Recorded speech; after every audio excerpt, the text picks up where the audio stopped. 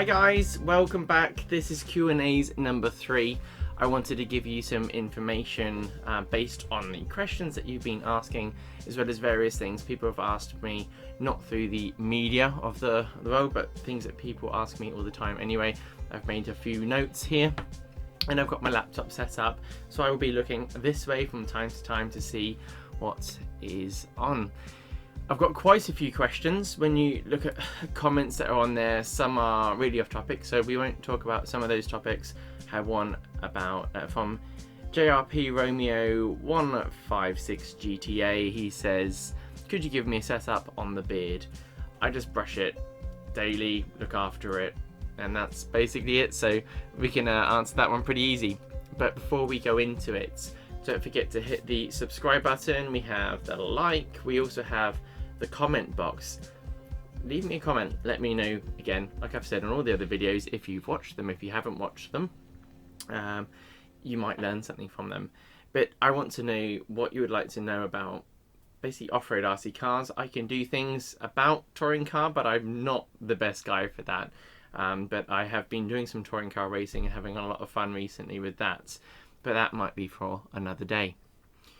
Okay, so yeah, leave in the comments what you want to see, and we'll maybe see in a future video. I will answer these once I get enough comments that I can then generate a nice Q&As. What I'll do is I'll flick through some of the comments on here, and then after that I'll go through my piece of paper. I don't know how long this video will last, but it'll be long enough. I brought myself a nice drink. It's just Coke, nothing extra in this. It's very nice. It's Diet Coke actually. My favourite beverage. Okay, let's have a little look. We have Buggy Fanatic. He said, nice video, thank you very much. I also feel a bit packed, the information about links. Okay, could you deep dive a bit more and talk about the front and rear relationship? Great job, Trish. Thanks. Okay, so relationships between front and rear on links. Obviously the car is on a single plane. Let's look at it like this IKEA phone stand that I have here. When a car goes around a corner, the front and the rear are always connected, and people seem to forget that. People forget that the car has a relationship between the front and rear, and you might soften the front a lot and you'll leave the rear hard, and then you go into a corner and you go around that corner and then the rear wheel will lift up. The only way to stop that happening is to either soften the rear so that comes down with it, or we actually harden the front back up. But what we can do with camber links is use that to stiffen the car up. Let's say you've got a normal spring setup on, we've got, with our Schumacher cars, we have a 3.4 on the front, which is a green. On some AstroTurf tracks, we generally run harder, so let's call it a 4 or a 3.7. On the rear, we have a 2 or a 2.2 or a 2.4. Okay, that's our Astro setup. If I'm seeing wheels picking up, I won't be thinking we need to change the springs. I'll be laying the shock over on the back if the rear is picking up. But if you're coming out the corner and the front's picking up, you've got that front kind of, hey, how are you doing as you're coming out the corner. That's the problem. So we can be looking at things on the rear by either standing the rear shock up, stiffen the rear roll bar up, or we shorten the link. And what happens is when you shorten that link off, you can either do it inboard or outboard. Outboard's more of a subtle change, and it will change how the car feels through the corner. Whereas where you do it inboard, it's a big aggressive change when you move that, and the whole plane of the car is being controlled by that link position. It's literally arms out, supporting itself, grabbing the banisters. The closer you put those points together, the more it will collapse. The further you move it out, the more rigid it will be in roll and more aggressive. If you imagine when you run a camber link through a camber link plate, through in its far outlet, so it's this wide. This one's come down here and this one's gone up here. It's really aggressive. If you have a narrow camber link bracket, this is a great way to explain things, right? A narrow camber link bracket, when you go through corners, it's more neutral. The point's only gone down that far and this point's only gone up that far. And what you'll find is that'll be a softer way of dealing with things. So if you find the car is rolling too much on the rear, going through a corner, you can always stiffen it up. But you might find that the car pushes through a corner, and you'll be the classic when we talk about it. You're on full lock, you're trying to go around this corner, but you're going that way. And that can be little things like the camber links being too short on the rear. And that's what you've got to play with. Have an experiment with it. On the front, we don't play with it so much. Normally, we'll have a very neutral setting on the front. And when you look at the L1, we have one inboard setting, which is what we worked on for a bit of time to find that perfect place. And again, outboard, we leave that the same. All we ever do is raise or lower that link position, and that will give you the ability to change how much steering you kind of have. Remember, we lower it down on the outboard end, or you raise it up on the inboard end, which is a coarser setting. It's more aggressive. We like to do it on the outside. What you find is it takes away a bit of steering. Some people talk about it gives me more middle of the corner or overall steering, but I like to see it as like a overall steering. So when we raise it up on the outboard, you will probably feel it more in the middle of the corner because you are getting weight transfer. But when you're going into the corner quite hard, when there is a bit of angle on that link, you will get a bit more steering still, rather than when you lowered it down. You guys might disagree. If you think you know better, that's fine. If that works for you, that's brilliant. This is just my opinion, so if you want to follow what I say or use it just to help you kind of get sense of things, that's great. Okay, let's look at, hopefully that's enough. You can always ask more questions, and I'll ramble on a bit more with some answers. Let's have a little look through. There's Lay Love. Can you put parts on the standard L1? That from the Evo is the question. I didn't read the question properly, but basically parts from the Evo onto the L1. There are some parts that are completely interchangeable on the car. The driveline system, that's all new. Gearboxes, everything. So that would be at your expenses. You've got to spend a bit of money to do that. The best thing is just to get the kit. It's all in there with all the other kind of updates on the car. So yes, you can fit things like the aluminium upper housings off the old car. They'll fit onto it. They're a little bit heavier, but will be stronger. But the kit items, I haven't really seen anyone breaking any parts for them. They're durable, they're lighter. There's generally loads of pros for having the kit items on. But if you like the bling, because it's got the silver second op edging, then go for it if you want it to look extra fancy. Next one. This was from Josh Hughes. It's a long one, so I'm not going to read it out. But basically, he likes the videos, and he has talked about basically the fab. And let's just have a look. Oh yeah, so we're just talking about the belt tensioning on the rear. That was one thing, and talking about the fab. So you've got the halfway mark. That's as tight as you're probably going to go in the high position, but you might be finding a different position when you're in the low. I talk about the first 30% because that's from when you first set it up, and you'll find that as it gets older, you can slide it over a bit more. On the L1, we always found we were going to the 90% of the full slide width to the back. So from full loose, you go back 30% to tension it up, and that would normally be enough, and then you can go from there. You might go to 40%, but if you can run it looser, it's always better. But basically, there's enough room on the slot that you can go further. So that's something that you're seeing as soon as you get out there and have a little play, have a go. You want to have the belt feeling nice. I know I've talked about the word feel, but you can't escape feel. It's like telling someone how to drive. You've got to feel the corner. But yeah, the first 30% from loose will be the general belt tensioning setting. I run mine fractionally looser in stock, but when we got onto carpet, we do run it tighter. So you wouldn't get towards the halfway measure. On the front, I always run it harder than the rear. So once you've set the rear, feel how tight that belt is. I know you weren't keen on the word feel, but you've got to feel how tight the belt is on the rear. If you've got fingers and you can feel pressure, just set the front after that, and then you'll be able to feel if it's any tighter and go with that. So I hope that's helped you, Josh. If we ever meet one day, maybe I can go through it with you, and you'll get a good idea what I'm talking about. The other bit is with the fab. Mine is set in the book we talk about setting it to flush and then going from there. So I set mine at 0.5. You've got amount of thread sticking out. You can go about 2 millimeters and it's all locked up, and you don't really want to run that. You want to take the benefits of the fab. So the most you'll probably ever do is about 1 millimeter compression. Again, you'll get an idea for it when you get to the track, the setting that you like. So if you've got a friend that can back it off quarter of a turn and go around, or even loosen it off all the way, see how that feels for you. Again, it's a case of getting out there, enjoy it. Just like setting up the slipper clutch, there isn't a perfect number for how to set it. It's the same kind of lines as that. So you've just got to get out there and have a go. Next one, we have questions about vintage cars. I haven't really done anything with the vintage cars. I focus on our more modern off-road buggies. Then there's questions regarding the L1 Evo front hub carrier, like why isn't there an alloy one? And we've never felt the need for one. We don't break them. I always look at the feedback that we get from the team, and if we're busting parts, or if there's, let's for example, a part that flexes too much and we want to have it even stiffer and we can't go to a stiffer plastic because that might break, then you go to an alloy one maybe. But yeah, we've never had the need to do it, and sometimes when you go to an alloy part you can afford to have some other options on it that the plastic can't. So from what I can see, maybe that there would be a need for one in the future and we could think of something. But at the moment, I don't feel there's a reason to have one, but if there was, then of course it's something that we could look at in the future. Let's have a look through. So I've been asked a question from Neil Carbis about electric, so ESC and motor selection for the gearing.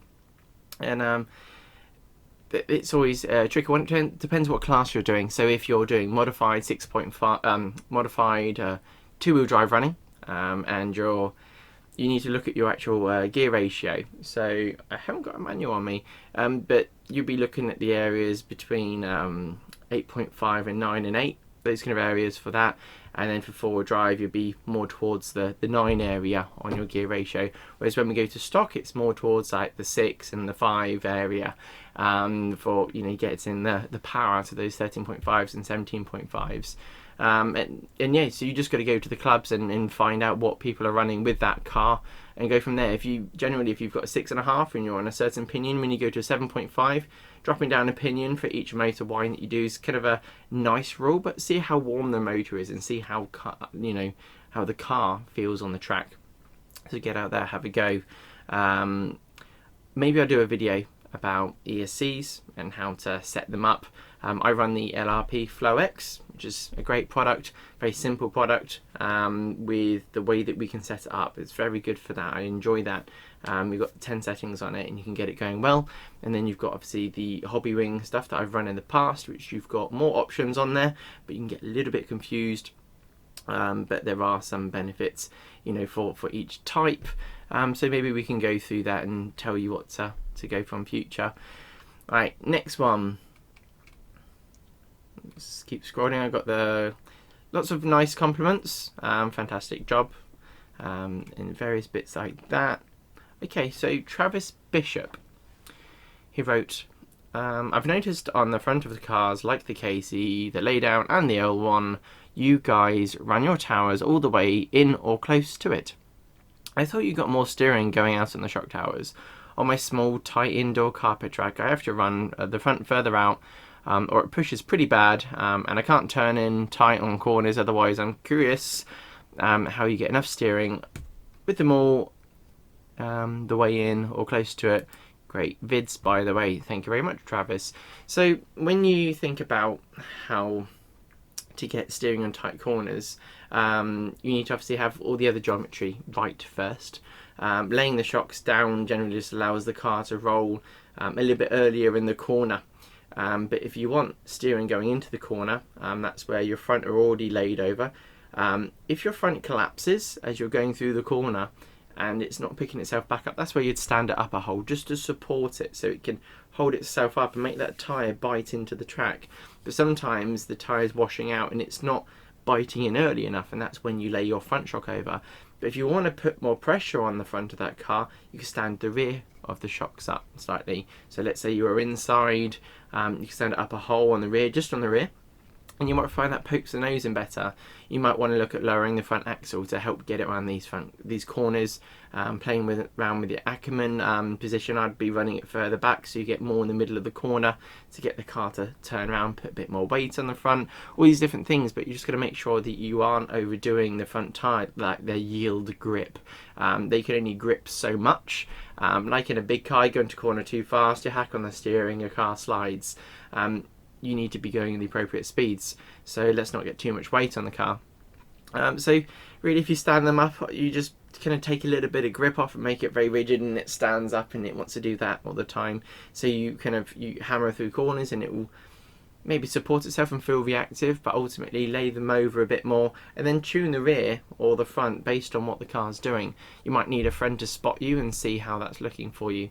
It's always difficult when you're not there to actually see what the car's doing, because the question you're asking might be something else is going on with it. You might want to lengthen your rear link because the rear's not rolling on exit, so then you don't get that steering that you're after. Okay, hopefully that's helped you. Let's keep scrolling through, and got the happy compliments, and some people like the idea of a part 3 video for 4-wheel drive setup. I'm kind of squeezing that into here with the last couple of bits and bobs here and there. There's a question from Patya RES. It's a great videos as always, thank you. What are ways to adjust the jumping attitude of my 2-wheel drive? Sometimes the front end pops up too much and sometimes the front end dives too much. How do I get the 2-wheel drive to settle better and quicker on landings? Okay, so driving tips. It's always tricky when you see someone going over a jump, suddenly their nose is high or it's low, and that's normally the way that you approach it. If you approach a jump naturally off power, you'll hit that jump and go through the natural curvature of things. So you're completely off power when you hit it, and you'll do a natural curve, but it depends what that jump style is like. It's like if you roll a ball across the ground and it will hit a jump, it will take a natural curve as it goes over it. It can't do anything other. So sometimes when people come to jumps, they keep the power on too much, or they come off the power too aggressively as they come over. And when you come off the power, the nose wants to come down. Or sometimes you see some of the high level guys, they'll tap the brake as they hit a jump and just position that nose so then they can come and do what they want to do next. Get that downslope sorted out. So you're up to the jump, hit the power, hit the brakes, after hitting the power, and comes down, and you see this kind of like cool, like fast into stop, and it comes down. Whereas some people, it might be natural that the nose is keeping down, so you might need to trail the throttle to keep that nose high. But when you come down, you might not want the nose to come down too early. You might have tracks where it's almost impossible to make that jump. So you need to do what, you know, when you see motocross bikes do, when they come up, they wiggle the bike round, and then they come back down. It allows them to clear these things and work the bike and control the car and add stability to it when you do it. But that's kind of an art of whipping that I can't even do. I watch a lot of guys do it, and generally when you jump through the air, you steer the direction that you want to be going. So if it starts going on its side, you want to steer that way. So if you start rolling to the left, you just steer to the left, and that will normally be enough to correct the car to come back down. Same as when you go up and if your car starts going to the right, then steer to the right and it will help it come back down, just like when you see motocross riders go. With our Astro tyres, it's always harder because they're a lighter wheel, but with the dirt tyres, you could really whip the cars around. But again, I'm not an expert at that. I'm not one of these high level guys. But yeah, let's talk about the next thing. Hopefully that's helped. Someone's asked if I can mention some upgrades I'd recommend for the front end of the laydown. But basically upgrades, there's two ways of looking at it. There's performance upgrades, and then there's like kind of the strength upgrades. If you end up crashing quite a lot and you're breaking a car, sometimes it's worth upgrading to the alloy parts. So the 5-degree yokes on the 2-wheel drive, the little hub carriers that are out of alloy as well, they're very handy. They're the two main ones there, and an alloy servo horn. I think every car really needs an alloy servo horn. Some of the plastic ones do survive, but generally an alloy servo horn is good. On the back of the car, the alloy cam link plate, that's pretty handy. Having a little think, there's the alloy center track rod. Again, this isn't for strength. For the alloy center track rod, it just allows us to move the balls forwards and backwards, and you can tune it. We start with 2mm, which is the same as kit, and then we can come back a mil, and that will give us a little bit more steering in the middle of the corner. If you go any further back, you'll find it's quite aggressive. If we add washers, it can actually just smooth the car out. You make full use of that Ackerman setting, so you get around neutral, you'll get a difference in feel as well as the end result. So that's that. Let's keep flicking through. We're on 20 minutes now. I don't want to make it too long for you because you might be falling asleep, or that might be great. You might be watching this at the end of the day or evening. I'll just have a little flick through, see if there's any more that I want to see. EQ Monkey. Hi Trish, in your next Q&A, could you please talk about what sorts of spares that you'd recommend people have with them at a club meeting, especially the laydown? But it'd be good to know about spares in general. So far I've stripped a spur gear and snapped a rod end socket. Yeah, so if you don't have experience of the car or the brand, it's always worth talking to the guys at your track. I find with the laydown, it's worth having, like, you've got hinge pins just in case you bend it. If you break an arm, sometimes you can damage your hinge pin. No matter what car you have, it's worth having a set of hinge pins for your car. Collect a couple of ball studs, your rod ends, that's right, so shock rod ends, turnbuckle ends, maybe a packet of turnbuckles in the kit. And after that, just general plastics. It's always worth just having the front bulkheads, so you've got them ready for, you might not ever have to use, you might be able to help someone else out. But generally the front bits are the bits that will bust if they ever do, because that hits it first. But sometimes rear quarters, so just some arms for the back, hub carriers, and then after that it's maintenance based parts, so like bearings and stuff, but that's up to you. But generally that's the main things that would go. Maybe some wing mounts just in case they ever go on you. But it all depends how much you crash. You might not crash and you'll have a car, it just wears out over the next year because you've used it so much and you're a spot on driver. Okay, so I'll pick one more from here. Okay, so we have AP Hargreaves. Hi Trish, so for the AstroTurf, your recommendation for the rear is green springs with the 2 holes drilled out to 2.1. What's the purpose of enlarging 2-hole pistons versus 3-hole pistons? Good question.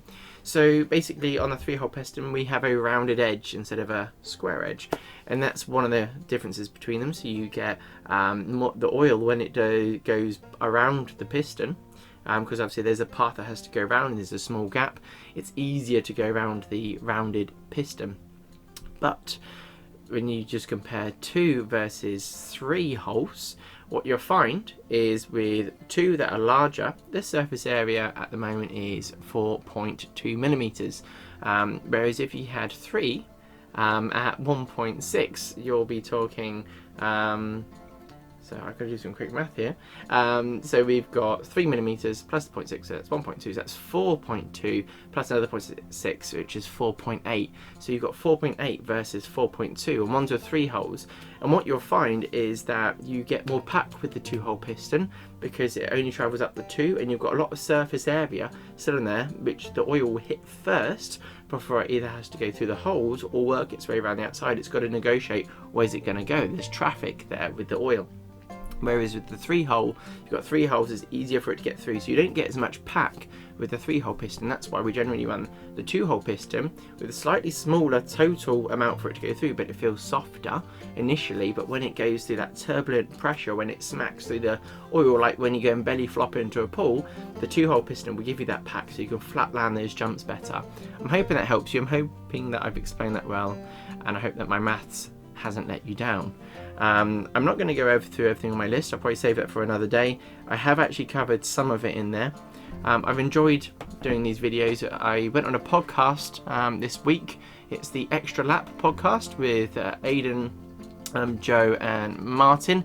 Check that one out. Hope you enjoy it. I was able to natter on about various things and topics, and enjoyed their company during all of it. Anyway, I will see you soon. Don't forget to hit subscribe, like and comment. Look after yourselves, enjoy racing, and don't get yourself stressed out. Just make sure you smile, make friends. Well, you don't have to make friends, you might be there just to race, but just enjoy the qualities of it. At the end of the day, we go racing to have fun. We enjoy RC cars, and it reminds us of the first time we ever had a go of one, which gave us a bit of a buzz in here, and it made us want to do it again. So as always, see you soon. See you on the next video. I don't know what it will be, but maybe hopefully something that you're after. Anyway, see you soon. Bye.